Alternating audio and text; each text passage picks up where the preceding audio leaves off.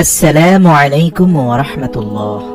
পৃথিবীর নিকৃষ্ট শাসক নমরুদ আল্লাহ রাব্বুল আলামিনকে হত্যা করার জন্য কিভাবে শকুনের উড়ন্ত যান তৈরি করেছিল এবং কিভাবে শকুনের যান দিয়ে আসমানে উড়ে গিয়েছিল, আবার কিভাবে জীবিত অবস্থায় আসমান থেকে জমিনে ফিরে এসেছিল, কেন আল্লাহ তাআলা নমরুদকে আকাশের উপরে ধ্বংস করে দেননি এবং কি জন্য নমরুদকে একের পর এক সুযোগ দেয়া হয়েছিল। প্রিয় দর্শক, শুরুতেই বলে রাখি, নমরুদ এবং ফেরাউনের মধ্যে একটি গুরুত্বপূর্ণ পার্থক্য ছিল। ফেরাউন জানতো আল্লাহই হচ্ছেন পৃথিবীর সৃষ্টিকর্তা, পালনকর্তা, কিন্তু জেনে শুনে সে এটা গোপন করত। কিন্তু নমরুদ ছিল মাথা মোটা। নমরুদ এবং ফেরাউন দুজনেই নিজেকে খোদা দাবি করেছিল, কিন্তু নমরুদ কখনো জানতো না যে তার উপরে আরেকজন সৃষ্টিকর্তা রয়েছে। আর এজন্যই আল্লাহ রাব্বুল আলামিন ফেরাউনের থেকেও নমরুদকে বেশি সুযোগ দিয়েছেন নিজের ভুল বোঝার জন্য। ঘটনার শুরুতে বলে রাখি, ইব্রাহিম আলাইহিস সালামকে যখন অগ্নিকুণ্ডে নিক্ষেপ করা হলো এবং সেখান থেকে অক্ষত অবস্থায় তিনি জীবিত বের হয়ে আসলেন, তারপর থেকেই নমরুদ ইব্রাহিম আলাইহিস সালামের কাছ থেকে বারবার তার সৃষ্টিকর্তা সম্পর্কে জানতে চাইতেন। নমরুদ প্রকাশ্যে বলেছিল, আমি তোমার স্রষ্টার সাথে যুদ্ধ করে তোমাকে বুঝিয়ে দেব যে আমি সবচেয়ে বড়। জবাবে ইব্রাহিম আলাইহিস সালাম বারবার এক এবং অদ্বিতীয় খোদার দাওয়াত নমরুদকে দিতেন। নমরুদ বলতো, আমি অন্য খোদার বশ্যতা স্বীকার করতে পারি না, তবে আমি শীঘ্রই তোমার খোদার প্রাণ শেষ করে তার রাজ্য কেড়ে নেব। নাউযুবিল্লাহ। হযরত ইব্রাহিম আলাইহিস সালাম বললেন, হে কাফের নমরুদ, তুমি আমার আল্লাহর নিকট যাবে কেমন করে? নমরুদ জবাব দিল, সেজন্য তোমার চিন্তা করতে হবে না। এরপর পাপিষ্ঠ নমরুদ পাপাত্তা ইবলিসের পরামর্শ অনুযায়ী 4টি শকুন পাখি লালন পালন করে এগুলোকে হৃষ্টপুষ্ট করলো এবং ইবলিসের সহযোগিতায় এই শকুন পাখিগুলো নমরুদের কথা মতো তার ইশারায় তার কাছে এসে উপস্থিত হতো। তারপর নমরুদ 4টি মোটা তাজা মেষকে জবাই করলো, তার চামড়া খুলে ফেলে তার মাংস শকুনেদের মাথার উপরে এমন ভাবে ঝুলিয়ে দিল যে শকুনগুলো সেই চামড়া থেকে মাংস খুঁটে খাওয়ার জন্য উপরের দিকে যখন মুখ উঠাতো, তখনই নমরুদের সৃষ্টি করা স্বয়ংক্রিয় যানটি আকাশের দিকে উঠতে থাকতো। এখানে এই মেকানিজমের পরিপূর্ণ সহযোগিতা করেছিল ইবলিস। আল্লাহ পাকও চাইছিলেন নমরুদ যেন তার মনের আশা পূর্ণ করতে পারে, কেননা নমরুদ ইব্রাহিম আলাইহিস সালামের সাথে শপথ করেছিল যে কোনো মূল্যেই সে আকাশে উঠবে এবং ইব্রাহিমের খোদাকে ধ্বংস করে দিয়ে তারপরে সে ইব্রাহিমের কাছে আসবে। তারপর নমরুদ যথারীতি তীর ধনুক নিয়ে একটি স্বয়ংক্রিয় যান তৈরি করলো, যার 4টি কোণা রইল। 4 কোণায় 4টি শক্তিশালী শকুনকে বেঁধে দেওয়া হলো। ইবলিস শকুনগুলোর উপর ভর করলো। অতঃপর শকুনগুলো নমরুদের ঝুলানো মেষের চামড়ার দিকে মুখ উঠানো মাত্রই যানটি আস্তে আস্তে উপরের দিকে উঠতে থাকলো, কেননা শকুনগুলো সেই মাংস খাওয়ার জন্য উঠছিল। এভাবে শকুন 4টা মাংস দেখে তা ধরার জন্য ক্রমে ঊর্ধ্ব অভিমুখে উঠতে লাগলো। সেই সাথে নমরুদের সেই স্বয়ংক্রিয় যানটিও উপরে উঠতে লাগলো। নমরুদ নিজের জন্য কয়েকদিনের উপযোগী খাদ্য ও পানীয় সঙ্গে নিয়েছিল। এভাবে একাধারে 3 দিন 3 রাত ক্রমাগত উপরে আরোহণ করার পর সে মনে করলো যে এখন আসমানের খোদার একেবারে নিকটে চলে এসেছে। নাউযুবিল্লাহ। এরপর নমরুদ সেখান হতে উপরের দিকে কতগুলো তীর নিক্ষেপ করলো। আল্লাহ তাআলা ফেরেশতা জিবরাইল আলাইহিস সালামকে বললেন, জিবরাইল, আমি আমার পরম শত্রুকেও নিরাশ করি না, তুমি নমরুদের মনের আশা পূর্ণ করে দাও। তার নিক্ষিপ্ত তীরের প্রত্যেকটির মাথায় একটি মাছের রক্ত মেখে দাও, যাতে নমরুদের এই ধারণা হয় যে সে আসমানের খোদাকে নিহত করেছে। ফেরেশতা জিবরাইল আলাইহিস সালাম আল্লাহর আদেশ অনুসারে নমরুদের তীরের মধ্যে রক্ত মাখিয়ে আবার এমন ভাবে নিচে প্রেরণ করলো যাতে নমরুদের স্বয়ংক্রিয় যানের উপরে অধিকাংশ তীর এসে পড়ল।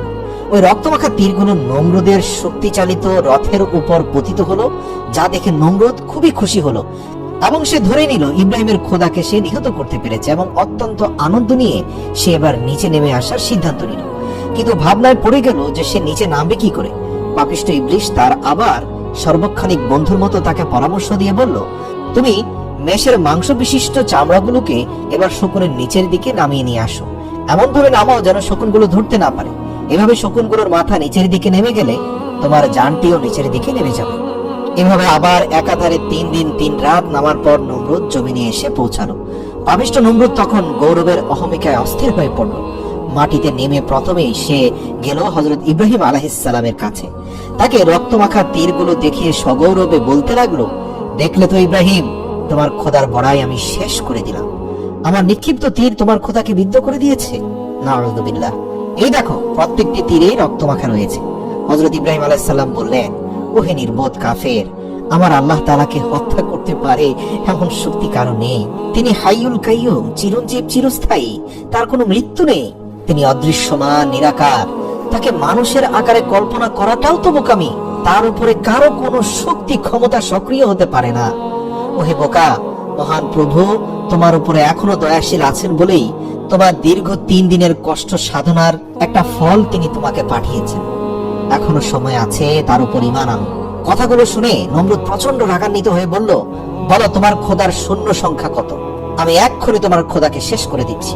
হযরত ইব্রাহিম আলাইহিস সালাম বললেন, আমার খোদার সৈন্য সামন্ত এর সংখ্যা আমি নিজেও জানি না, তা অসংখ্য। কেউ এর সংখ্যার হিসাব দিতে পারবে না। তিনি নিজেই শুধুমাত্র এর সঠিক সংখ্যা জানেন। বাদশা নমরুদ বলল, আচ্ছা সমস্যা নেই, তোমার খোদার সৈন্য সংখ্যা জানার আমার তেমন কোনো প্রয়োজন নেই। তবে তুমি তোমার খোদাকে আমার সাথে যুদ্ধ করার জন্য প্রস্তুত হতে বলো। আর যদি তাদের আমার সঙ্গে যুদ্ধ করার সাহস থাকে তবে সামনে আসতে বলো। যদি সামনে না আসে আমি ভেবে নেব তারা ভীত কাপুরুষ। নাউযুবিল্লাহ। হযরত ইব্রাহিম আলাইহিস সালাম বললেন, ওহে নির্বোধ, আমার খোদার সেনার সাথে যুদ্ধ করতে যদি তোমার এতই আগ্রহ থাকে তবে বেশ তাই করো। তুমি তোমার সকল সৈন্যকে প্রস্তুত হতে বলো। নমরুদ তার অসংখ্য সৈন্য বাহিনীকে খোদাই বাহিনীর সাথে যুদ্ধ করার জন্য প্রস্তুত হওয়ার আদেশ দান করলেন। তার সৈন্য বাহিনীর মধ্যে সাজ সাজ রব পড়ে গেল। তাছাড়া নমরুদ সারা দুনিয়ায় তার যত অধীন এবং অনুগত রাজা বাদশা ছিল তাদের সকলের প্রতিও কড়া আদেশ দিল যে অবিলম্বে তারা যেন নিজেদের সৈন্য সামন্ত সহ বাবরের দিকে রওনা হয়। আল্লাহু আকবার। প্রিয় দর্শক, ইতিহাস থেকে জানা যায় পৃথিবীর ইতিহাসে 3 জন বাদশা পুরো পৃথিবীকে শাসন করেছেন। এদের একজন সুলাইমান আলাইহিস সালাম, দ্বিতীয় জন জুলকারনাইন এবং তৃতীয় জন নমরুদ। নমরুদের নির্দেশে পুরো বিশ্বের সকল সৈন্য বাহিনী এক প্রবল আসমানি সৃষ্টিকর্তার বিরুদ্ধে যুদ্ধের জন্য প্রস্তুত হলো। আল্লাহু আকবার। এই আদেশ পেয়ে বাহিনীতে যত সামন্ত আছে সব নিয়ে রাজা বাদশাগণ বাবরে এসে একত্রিত হলো। হযরত ইব্রাহিম আলাইহিস সালাম নমরুদের কীর্তিকলাপ দেখে আল্লাহর দরবারে দোয়া করলেন, হে মাবুদ, আপনি সকল কিছু দেখছেন। বাদশা নমরুদ যেভাবে স্পর্ধার সীমা ছাড়িয়ে গেছে এবং অহংকারের ধারাকে সরাজ্ঞান করছে, তার দর্প শেষ না করলে দুনিয়ার সাধারণ জনগণ তা দেখে ব্যাপক আকারে বিভ্রান্ত হবে এবং বিপদে চলে যাবে। ইতিমধ্যে আপনার পাঠানো রক্ত রঞ্জিত তীরগুলো দেখিয়ে সে অসংখ্য মানুষকে পথভ্রষ্ট করছে। আল্লাহ রাব্বুল আলামিন হযরত ইব্রাহিম আলাইহিস সালামের দোয়া মঞ্জুর করলেন। ফেরেশতা জিবরাইল আলাইহিস সালাম এসে হযরত ইব্রাহিম আলাইহিস সালামকে জিজ্ঞেস করলেন, ইয়া রাসূলুল্লাহ, ইয়া খলিলুল্লাহ, আপনার চিন্তার কোনো কারণ নেই। অতি শীঘ্রই আল্লাহ তাআলা পাপিষ্ঠ নমরুদকে চরম শাস্তি প্রদান করবেন। নমরুদ ও তার বেঈমান সৈন্য সামন্ত সকলেই ধ্বংস হয়ে যাবে। কথিত আছে যে বাবেলে বিভিন্ন রাজ্য হতে এত অধিক পরিমাণে সৈন্য এসে একত্রিত হলো যে তাদের তাঁবুর বহর প্রায় 50 মাইল এলাকা ব্যাপী বিস্তৃত হলো। আল্লাহু আকবার। হযরত ইব্রাহিম আলাইহিস সালাম নমরুদের এমন সৈন্য সামন্ত একত্রিত হওয়া এবং প্রস্তুত হওয়ার পরেও ইব্রাহিম আলাইহিস সালাম তাকে গিয়ে বললেন, হে নমরুদ, তুমি কার বিরুদ্ধে যুদ্ধ করতে চাচ্ছ? চিন্তা ভাবনা করে দেখেছো কি যার নিকট তুমি ও আমি সকলেই মুখাপেক্ষী, যিনি আমাদের সকলের রুচির ব্যবস্থা করেন, যার ক্ষমতা এত অসীম ও প্রবল যে ইচ্ছে করলে তিনি চোখের পলকে সারা পৃথিবী শেষ করে দিতে পারেন। তার বিরুদ্ধে এমন জাঁকজমকের সাথে যুদ্ধ প্রস্তুতি গ্রহণ করা পৃথিবীর সবচেয়ে বড় নির্বুদ্ধিতা। এখনো সময় আছে নমরুদ, তোমার প্রভু তোমার উপর এখনো দয়াবান। দেখতে পাচ্ছ এখনো আসমান থেকে কোনো আযাব নাজিল হয়নি, কেননা তুমি অজ্ঞ এবং মূর্খ। তাই তোমার প্রভু এখনো তোমার প্রতি ধৈর্যশীল আছেন। তুমি এক আল্লাহর প্রতি বিশ্বাস স্থাপন করো। ইব্রাহিম আলাইহিস সালামের কথা শুনে পাপিষ্ঠ নমরুদ বলল, হে ইব্রাহিম, তুমি আমার এই সামান্য প্রস্তুতিতেই ভয় পেয়ে গেছো বুঝি? তোমাকে আমি এর আগেও বলেছি, আবারও বলছি, তুমি আমাকে এখনো তোমার খোদার শক্তির মিথ্যা ভীতি প্রদর্শন করা বন্ধ করো। আমি তোমার এসব কথায় ভয় পাওয়ার মতো লোক নই। তোমার খোদার সৈন্য সংখ্যার নাকি কোনো শেষ নেই। আমি দেখতে চাই এই সকল সৈন্যের শেষ কোথায়। আর বারবার আমার কাছে এসব দাওয়াত নিয়ে এসো না, ওই কথা শুনলে আমার বিরক্তি লাগে। নমরুদের কথা শুনে আল্লাহর নবী হযরত ইব্রাহিম আলাইহিস সালামের মনে বড় কষ্ট এবং ব্যথা লাগলো। তিনি আল্লাহর দরবারে ফরিয়াদ করলেন, হে মাবুদ, আমি নমরুদকে তোমার পথে আনার ভুল চেষ্টা করেছিলাম, কিন্তু আমি যতই চেষ্টা করি ততই আমাকে দুর্বল ভেবে সে নিজেকে অজেয় শক্তির অধিকারী বলে মনে করে। অতএব এখন আর তার শাস্তির বিধান না করে পারা যায় না। সঙ্গে সঙ্গে আল্লাহর তরফ হতে ওহির মাধ্যমে জিজ্ঞেস করা হলো, হে আমার বন্ধু, তুমি বলো নমরুদের বিরুদ্ধে আমি কোন ধরনের সৈন্য পাঠিয়ে দেব? তখন হযরত ইব্রাহিম আলাইহিস সালাম আরজ করলেন, হে মাবুদ, নমরুদ যত বেশি বড়াই করুক না কেন, তোমার সামান্য একটি বাণীতেই তা ধ্বংস হতে পারে। অতএব আমি এ কামনা করি যে তাকে একটি ক্ষুদ্র শক্তি দিয়েই নির্মূল করে দিয়ে শিক্ষা দেওয়া দরকার যে দুনিয়ার শক্তি যত বিরাট এবং প্রবল হোক না কেন, মহান মালিকের একদম সামান্য ও ক্ষুদ্রতম একটি শক্তির নিকটও তা একেবারে দুর্বল, অসহায়। ইব্রাহিম আলাইহিস সালাম আল্লাহকে অনুরোধ করলেন, হে আল্লাহ, নমরুদকে কোনো বড় বাহিনী দ্বারা ধ্বংস করবেন না, যেভাবে আদ এবং সামুদকে ধ্বংস করেছেন, বা পুরো বিশ্বব্যাপী বন্যা দিয়ে আপনি নূহ আলাইহিস সালামের সেই পথভ্রষ্ট কাউমকে ধ্বংস করেছেন। বরং আপনি পৃথিবীর সবচেয়ে তুচ্ছ ও ক্ষুদ্র বাহিনী দিয়ে নমরুদকে শেষ করুন, যাতে মানুষের মগজের মধ্যে ঢুকে যায় যে মহান প্রভু আল্লাহ পুরো বিশ্বের শাসককে কত তুচ্ছ জিনিস দিয়ে ধ্বংস করতে পারে। আল্লাহ তাআলা ইব্রাহিম আলাইহিস সালামের দোয়া কবুল করলেন এবং ইব্রাহিম আলাইহিস সালামের দোয়া অনুযায়ী আল্লাহ রাব্বুল আলামিন এক ঝাঁক ক্ষুদ্র মশা বাহিনী পাঠিয়ে দিলেন নমরুদের সেনা সামন্তকে ধ্বংস করে দেওয়ার জন্য। আল্লাহ রাব্বুল আলামিন বললেন, আমি মশা বাহিনী দ্বারাই নমরুদের অহংকার ধ্বংস করে দেব। ফেরেশতাগণকে আল্লাহ আদেশ দিলেন, কোহে কাহাফের একটি দরজা উন্মুক্ত করে মশাদেরকে বধ করে দাও। আল্লাহর আদেশ সঙ্গে সঙ্গে পালিত হলো এবং সে পথে মশার দল বের হয়ে দুনিয়ার সারা আকাশ ছেয়ে গেল। নমরুদ হযরত ইব্রাহিম আলাইহিস সালামের কাছে জিজ্ঞেস করলো, কে হে ইব্রাহিম, আমার সৈন্যবাহিনী তো বহু আগে প্রস্তুত হয়ে আছে, তোমার খোদার সৈন্যবাহিনী কোথায়? হযরত ইব্রাহিম আলাইহিস সালাম বললেন, ওই যে আমার খোদার সৈন্যবাহিনীও এসে পড়েছে। আল্লাহ তাআলা মূসাদের লক্ষ্য করে বললেন, তোমাদের জন্য আজ আমি উত্তম খাবারের ব্যবস্থা করেছি। তোমরা আজ নমরুদের সৈন্যদের রক্ত ও মাংস খেয়ে তোমাদের উদর পূর্ণ করো। হযরত ইব্রাহিম আলাইহিস সালাম আকাশের দিকে লক্ষ্য করে বললেন, ওই যে আমার খোদার সৈন্য আসছে। তখন নমরুদ ও তার সেনাগণ আকাশের দিকে তাকিয়ে দেখলো যে একটা বিরাট ঘন কৃষ্ণবর্ণ মেঘের ছটা সারা আকাশকে আচ্ছন্ন করে ফেলেছে। তারা মনে করলো যে এখনই মুষলধারে বৃষ্টিপাত শুরু হবে, কিন্তু সঙ্গে সঙ্গে তাদের সে ধারণা ভুল প্রমাণিত হলো। নমরুদ একটি নতুন ধরনের আওয়াজ শুনতে পেয়ে তার সৈন্যদেরকে আদেশ করলো, তোমরা তোমাদের ডাক ঢোল এবং কাড়া নাকাড়া গুলো সজোরে বাজাতে থাকো এবং সকলে অস্ত্র শস্ত্র নিয়ে তৈরি হয়ে যাও। সম্ভবত ইব্রাহিমের খোদার সৈন্য নিকটে চলে এসেছে। আশা মাত্রই তোমরা তাদের উপর এমন ভাবে ঝাঁপিয়ে পড়বে যেন বিশ্ববাসী জানতে পারে এই পৃথিবীর খোদা নমরুদের শক্তি কত। জেনে রেখো, ইব্রাহিমের খোদার একটি সৈন্য যেন জীবিত ফিরে যেতে না পারে। মশার দল ঊর্ধ্ব আকাশে থাকতেই এমন এক গুনগুন আওয়াজ শুরু করলো যে লক্ষ কোটি মশার দল সম্মিলিত গুনগুন আওয়াজে হৃদয় কাঁপানো এক আওয়াজের সৃষ্টি হয়ে গেল। সেই আওয়াজ এর কাছে নমরুদের সৈন্যদের ডাক ঢোলের আওয়াজ তলিয়ে গেল। মশার দল এসে নমরুদের প্রত্যেকটি সৈন্যের দেহের উপরে এমন ভাবে আক্রমণ করলো যে তাদের মাথা ও নাক, চোখ, পেট, পিঠ, হাত পা কোনো জায়গায় বাকি রাখলো না। সর্ব অঙ্গ প্রত্যঙ্গে মশা ছেয়ে গেল। এরা সর্বস্থানে এমন ভাবে ধ্বংস করতে লাগলো যে তারা তখন তাদের অস্ত্র ফেলে দিয়ে দুই হাতে মশা তাড়াতে ও দেহ চুলকাতে শুরু করলো। কারো কারো নাক ও নাকের পথ দিয়ে মশা শরীরের ভিতর প্রবেশ করে মাথার মগজ কাটতে লাগলো, নাক দিয়ে রক্ত ছুটলো এবং পেটের নাড়ি ভুড়িও মশা খেয়ে ফেললো। কোনো ক্রমেই কেউ তার শরীর মশামুক্ত করতে পারেনি। আল্লাহু আকবার! কেননা শরীরের একটি মশা তাড়াতে না তাড়াতেই অন্তত 100টি এসে নতুন করে কামড় লাগালো। প্রিয় দর্শক, আপনাদের উদ্দেশ্যে বলি, পৃথিবীর বর্তমান সময়ের সাধারণ মশা থেকে কয়েক হাজার গুণ শক্তিশালী এবং বিষাক্ত ছিল সেই মশাগুলো। সাধারণ মশা তো শুধু রক্ত পান করে, কিন্তু এই মশাগুলো শরীরের রক্ত, মাংস এবং মাথার মগজ খেয়ে ফেলতে লাগলো। এভাবে কিছুক্ষণের মধ্যে নমরুদের প্রত্যেকটি সৈন্যের দেহের সমস্ত রক্ত, মাংস এবং মগজ শেষ হয়ে গেল। শুধু কতগুলো কঙ্কাল পড়ে রইল, লক্ষ লক্ষ কঙ্কালের সারি পড়ে রইল, আর মাংস পিণ্ড সব শেষ। আল্লাহু আকবার! সৈন্যগণ যে যেখানে দাঁড়িয়েছিল সে সেখানে একই ভাবে দাঁড়িয়ে রইল, কঙ্কাল আকারে। শরীরে কোনো মাংস নেই, মাথার ভিতরে কোনো মগজ নেই, কারণ নড়াচড়া করার মতো শক্তি রইল না। আল্লাহ পাকের হুকুমে এরা প্রত্যেকে দাঁড়িয়ে রইল। আল্লাহ পাকের অন্যান্য আযাবে বাতাসের প্রচন্ড ঝাপটা থাকে, কিন্তু এই আযাবে একটু বাতাসও আসলো না যে কঙ্কালগুলো ডানে বামে পড়ে যাবে। দেখতে দেখতে সকলের জীবন শেষ হয়ে গেল। যুদ্ধের ময়দানে যখন এই অবস্থা, তখন বাদশা নমরুদ একটু দূর হতে তার সৈন্যদের এই দুরবস্থা দেখতে পেয়ে ভয়ে পালান করে নিজের মহলে এসে প্রবেশ করলো। এবং তার বেগমের কাছে বলতে শুরু করলো যে কোথা হতে যেন অসংখ্য মশার ছাক উড়ে আমার সকল শূন্যের রক্ত, মাংস ও মগজ খেয়ে ফেলেছে। তারা সবাই এখন প্রাণহীন অবস্থায় দাঁড়িয়ে আছে। আমি এভাবে না আসলে সম্ভবত এতক্ষণে আমার প্রাণ শেষ হয়ে যেত। নমরুদ যখন তার বিবির নিকট এই বিবরণ প্রদান করছিল, ঠিক সেই মুহূর্তে ওই মশা বাহিনীর সেনাপতি অর্থাৎ সবচেয়ে বড় মশাটি উড়ে এসে নমরুদের নাকের ছিদ্র দিয়ে মগজে প্রবেশ করে বারবার দংশন করতে লাগলো। তাতে অস্থির হয়ে মহাপাপী নমরুদ উচ্চস্বরে চিৎকার শুরু করলো। তার অবস্থা এমন হলো যে প্রবল যন্ত্রণায় সে দুমড়ে মুচড়ে গেল।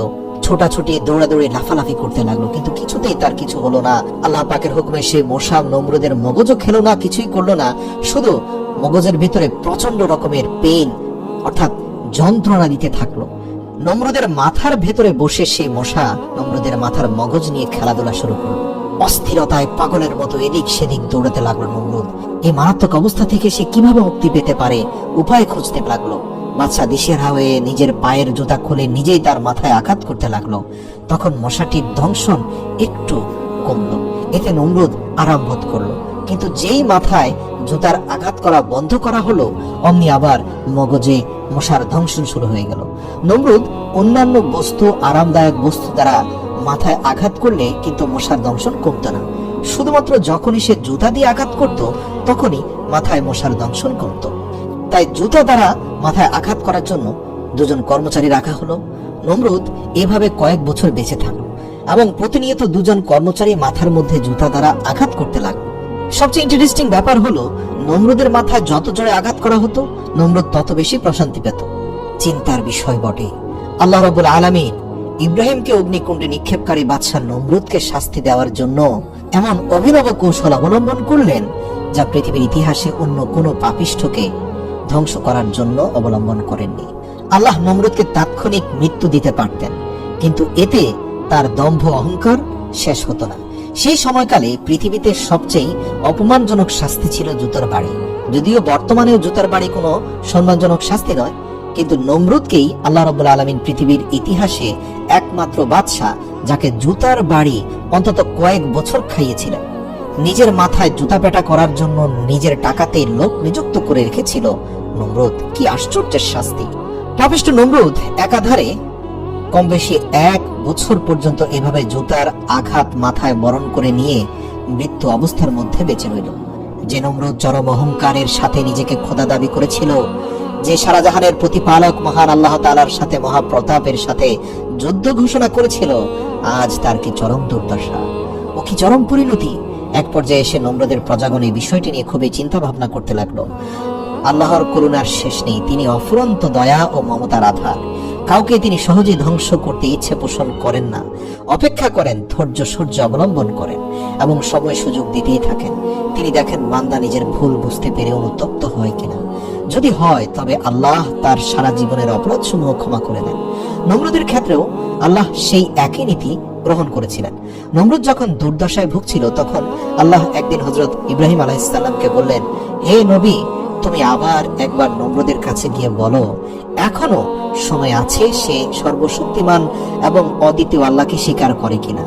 এই ব্যক্তি অজ্ঞ, মূর্খ, তাই তুমি দেখো, সে তো অনেক কিছু দেখেছে, এখনো কি তার ঈমান আনার ইচ্ছে আছে? এটি তার শেষ সুযোগ।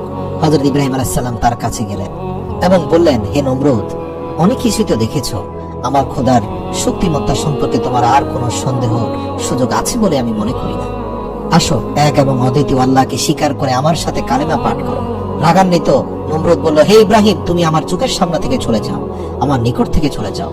তুমি তোমার মিথ্যা বেহেশতের লালসায় আমাকে ভোলাতে পারবে না। হযরত ইব্রাহিম আলাইহিস সালামের সাথে কুৎসিত আচরণের পর নমরুদের মগজের ভেতরে থাকা মশাটি তার ধ্বংসনের পরিমাণ কয়েক গুণ বাড়িয়ে দিল। এতে নমরুদ প্রচন্ড রকম ব্যথা যন্ত্রণায় অস্থির হয়ে পড়ল। শেষ পর্যন্ত দেখা গেল যে জুতোর বাড়িতে কোনোভাবে কাজ হচ্ছে না। নমরুদ কোনোভাবেই স্বস্তি পাচ্ছে না। কর্মচারীদের বলল ভারী থেকে ভারী বস্তু দিয়ে তার মাথায় আঘাত করতে। কর্মচারীরা তাই করতে থাকলো। এক পর্যায়ে কর্মচারীরা নমরুদকে বলল, মহারাজ, আমরা মুগুর দিয়ে আপনাকে আঘাত করতে পারি না, এতে আপনার মৃত্যু ঝুঁকি রয়েছে। নমরুদ বলল, মুগুর কেন, আমাকে লোহা দ্বারা আঘাত করো, এতে আমি বেশি স্বস্তি পাবো। বাদশার চিৎকার চেঁচামেচিতে এক হুলস্থুল পরিস্থিতি সৃষ্টি হলো। তখন কর্মচারীদেরকে রাজ্যের সবাই তিরস্কার করতে থাকলো যে তোমরা কেন বাদশাকে জোরে আঘাত করছো না। এতে ক্রমে কর্মচারীদের মনে বাদশার প্রতি বিরক্তি সৃষ্টি হলো। একদিন মুগুর দিয়ে এত জোরে তারা আঘাত করলো যে সাথে সাথে নমরুদের মাথা দ্বিখণ্ডিত হয়ে গেল এবং তার ভিতর থেকে মূসা বাহিনীর প্রধান সেনাপতি মূসাটি উড়ে চলে গেল জীবিত অবস্থায়। আল্লাহু আকবার। তবে নমরুদের মাথা দ্বিখণ্ডিত হওয়ার পর পরম বিস্ময়ে সবাই লক্ষ্য করলো যে তার মাথার ভেতরের মগজের লেশ মাত্র অবশিষ্ট নেই, সব মশা খেয়ে ফেলেছে।